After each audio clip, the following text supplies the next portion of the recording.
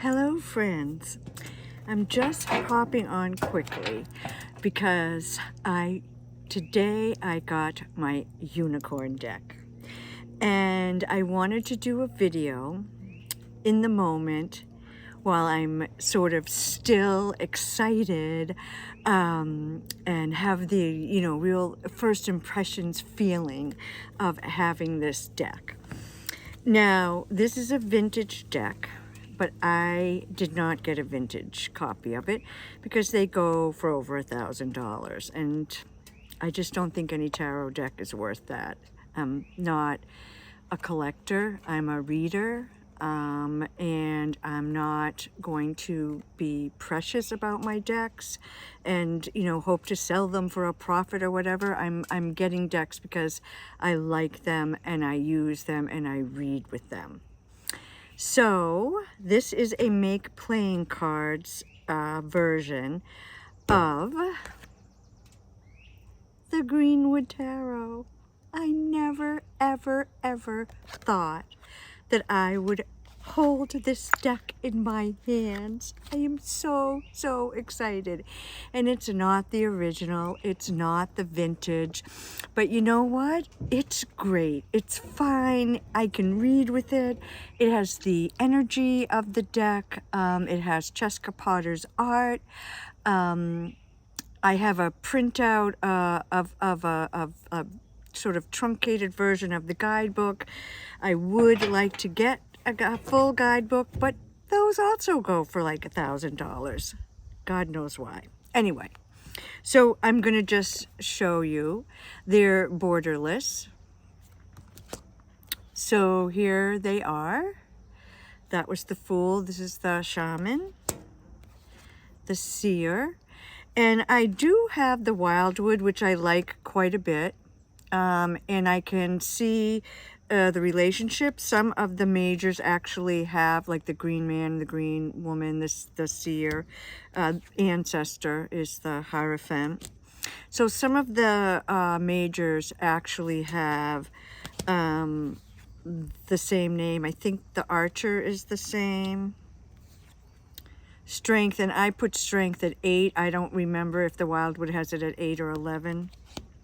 Look at this Hermit. Oh. The Wheel. Justice. The Hanged One, or Reflection. I really like this Death card. Balance. The Guardian.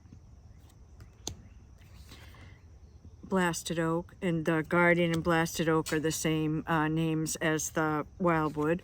Pole Star, same thing, same name in the Wildwood. The Moon, beautiful moon. And this is very similar to the Sun in the Wildwood. Judgment, and the World Tree. And then there's this card, the Storyteller, and I'm not sure what this is about. If anyone knows, is this just an extra major, or is there, I don't know. And like I said, I don't have the full book, so I don't know. So here we have the Ace of Arrows. Now these minors do have keywords, and I know that that's not doesn't make a lot of people, some people, I don't know what I'm trying to say here. Some people don't like that. I don't mind it. If this were my only deck, I wouldn't want keywords on the minors. But since I have plenty of decks that don't have keywords on them, I'm happy with, I'm fine with this. And you can see that there's some similarities to the Rider-Waite-Smith meanings, and some not. So Six of Swords is one of my favorite minors, and here we see a beautiful version of it, and it's called Transition. I love how we have the sun setting and we have the moon over here, and this is interesting. It's kind of going away from us. It's a little bit different than the Rider-Waite-Smith. Seven of Arrows is called Insecurity. Eight of Arrows is called, or the keyword is struggle. Now, here's where the 9 and 10 differ, and I know I'm thinking about the images in the Wildwood, and they are different from the Rider-Waite-Smith. So this is dedication for the 9, which I think is interesting. And then the 10 of Arrows is called instruction. And there's an older, like a grandfather sort of looking guy helping a kid. So it's very similar to this. And then the courts, as in the Wildwood, are all animals. I do like Cheska's art. It's really beautiful. And it is, you know, what they call in the primitive style. I love it. So here's Wands. The Ace is called the Spark of Life. This is called Decision. I kind of like that. Fulfillment for the 3. And this is very Rider-Waite-Smithy. Celebration for the 4. So the 5 of Wands is power.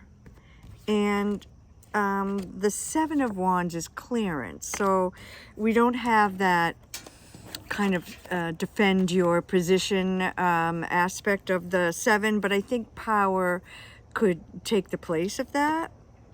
6 of Wands is harvest. And as I said, the 7 is clearance.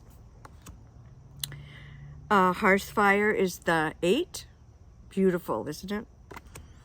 9 of Wands is respect. So these are, again, the keywords. And this is a very similar image to the Rider-Waite-Smith, but instead of burdens, it's called responsibilities. And yes, responsibilities can become burdens. So here we have the courts. I love this. I love, love, love this. So here we have Water of Life for the Ace of Cups. 2 of Cups is attraction. Joy is 3 of Cups. Boredom is 4 of Cups. So there, you know, there's definitely some connections and similarities to Rider-Waite-Smith. The 5 is called ecstasy, which is sort of the 180 degrees from our Rider-Waite-Smith. This is reunion, so I do like that. 7 of Cups is mourning. 8 of Cups is rebirth. So if you think about that imagery of the Rider-Waite-Smith, where it's like, okay, it's time to move on, and where are we moving on to? We're moving on to a rebirth. And look, we have the Sheila Nagig on here, which I love. Generosity is the 9. Happiness is the 10. And here are the courts. Kingfisher, salmon, heron, and reindeer. And here we have finally the stones. Foundation, challenge. 3 of Pentacles or stones is creativity. 4 is protection. 5 is endurance, which I think is a just interesting twist. 6 is exploitation, which I think is when I think of that Rider-Waite-Smith image, which I don't like that. I don't like what that card is showing. And I think exploitation is actually a better way of framing it. Healing is the 7. 8 is skill. 9 is tradition, when we often see that in the 10. And the 10 is home. We have wren for the page, wolf for the knight, hare for the queen, and horse for the king.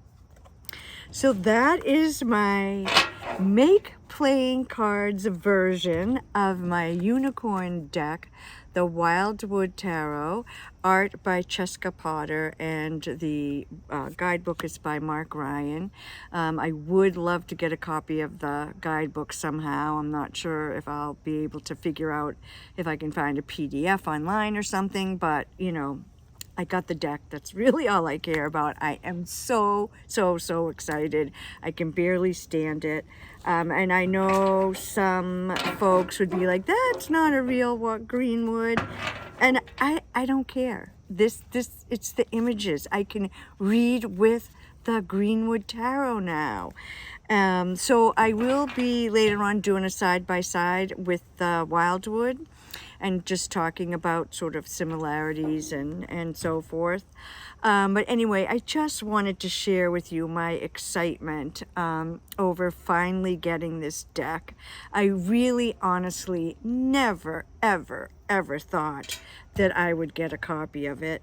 I had no idea you could get it on Make Playing Cards for $38, by the way, not $1,395 or whatever the vintage ones are going for. And like I said, I don't care that it's a reprint. I just wanted this deck, and now I have it. So I got my unicorn deck. And I am so excited, and I can't wait to do some readings with it. I recently got a book by Don Michelle, who has a YouTube channel, and I've been waiting to use it till I got a new deck, because it's all about different ways to bond with a new deck and explore a new deck.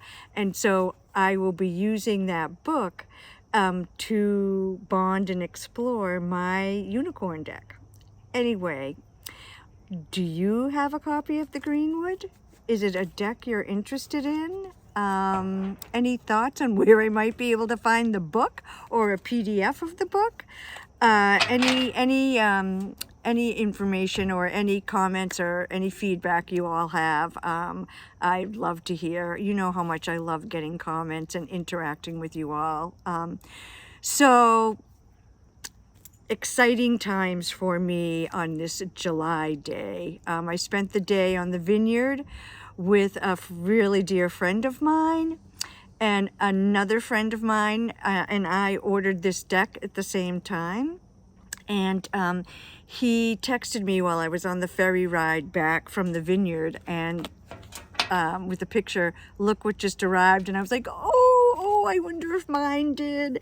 And so I jumped off the ferry and drove home and ran to the mailbox, and there she was, the gorgeous and wonderful Greenwood Tarot. Blessings to you all. Peace be with you.